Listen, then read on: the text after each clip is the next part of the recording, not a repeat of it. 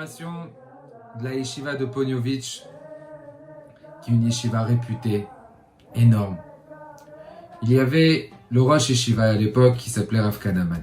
Rav Kanaman, lorsque il a inauguré sa yeshiva, il a commencé à pleurer et à remercier Hachem.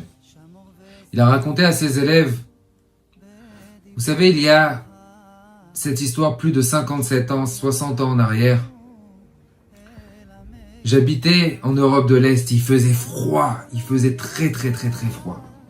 Et à la maison, un soir, ma mère, elle vient me voir avec mes frères et elle me dit, qui demain va aller à la yeshiva d'entre vous? On a un manteau et une paire de bottes. Alors choisissez qui va aller à la yeshiva demain. Alors le grand dit, c'est moi, j'ai envie d'aller étudier demain matin, je vais commencer un nouveau sujet, j'ai envie à tout prix d'y aller. Le deuxième dit, non, moi j'ai envie d'y aller parce que je vais commencer aussi quelque chose d'intéressant et mon ami et la personne avec qui j'ai l'habitude d'étudier, si j'étudie pas, si je vais pas, il va pas étudier, non, je veux y aller moi. Le troisième, Rav Kanaman aussi dit, non mais moi je commence les Mishnayot, j'ai envie de commencer moi aussi à étudier. Je veux pas rester à la maison, je veux aller étudier. Moi, je veux prendre le manteau, moi, je veux prendre ses bottes. Alors la mère leur dit, bon, vous savez quoi? On va faire un tirage au sort. Mettez chacun votre nom dans cette petite coupelle. Et on va tirer au sort. Celui qui prend sur qui ça va tomber, c'est lui qui ira demain matin. Sur qui le sort sera tombé, c'est lui qui prendra les bottes et c'est lui qui prendra le manteau.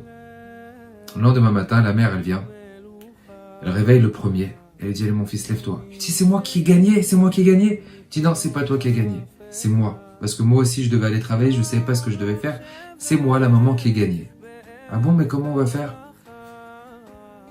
Elle met, elle, les bottes, elle lui met à lui le manteau, elle le met sur ses épaules et elle l'amène.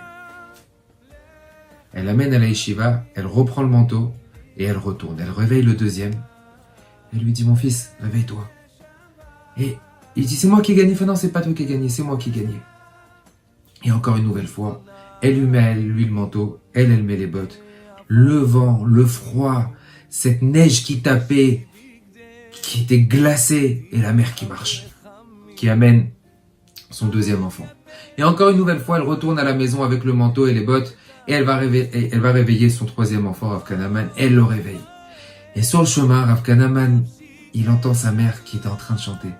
Ashrenu matov relkenu, merci Hachem, merci à Kadosh Baruch Hu que tu nous as donné cette part, cette chance de pouvoir amener nos enfants, de pouvoir étudier la Torah.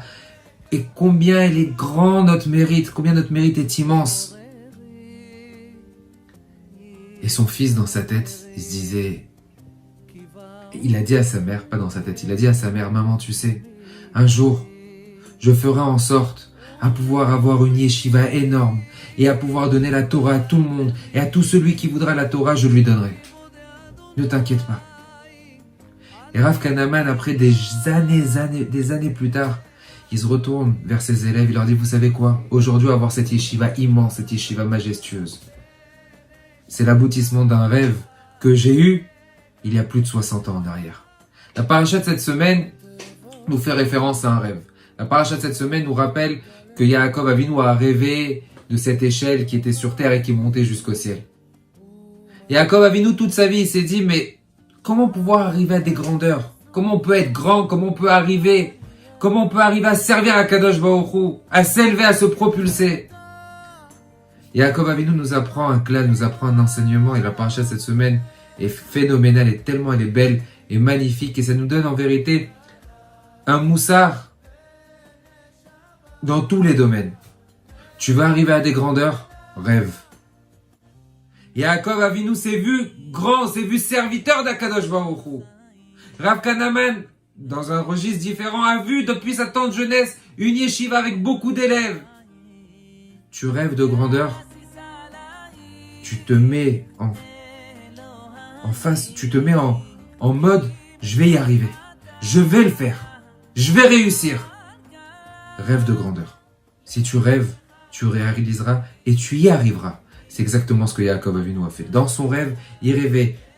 On est sur terre, mais on peut arriver à être connecté directement avec Akadosh Baruch Hu. Lorsqu'on rêve de choses qui sont énormes, on y arrivera un jour. Et surtout, lorsque c'est pour Akadosh Baruch Hu, lorsque c'est pour Hachem, Hachem nous facilite automatiquement et il nous donne les moyens de pouvoir réussir. Akadosh Baruch Hu nous aide à pouvoir réaliser nos rêves Bezrat Hachem. Shabbat Shalom.